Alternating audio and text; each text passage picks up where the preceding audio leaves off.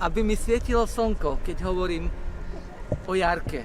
Lebo Jarka bola také naše veselé slniečko. Aj keď jej humor asi nebol taký divoký ako môj, teraz je vlastne v decembri 10 rokov odtedy, čo nás Jarka Gočbenková opustila.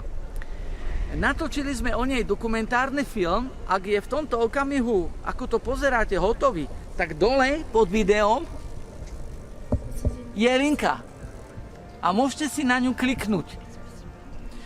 Jarka, ja to hovorím aj v tom dokumente, ma raz prekvapila, že myslím, že mi napísala mail, že v rámci biblickej chvíle si čítala Izaiáša, ktorého si vypočujeme, a bolo tam napísané, že potešujte môj ľud.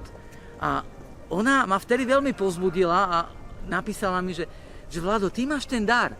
A preto vlastne aj túto prácu musíme robiť. A ďakujeme za Jarku, za jej radosť, ktorú toľkým ľuďom priniesla do života. Jarka, vďaka.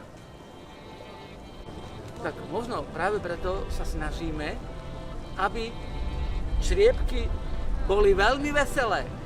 Aby ste videli tú radosť Pánovu, aby ste videli, čo Pán robí s nami a čo robí s vami. Ocenili, čo Pán s nami a s vami koná.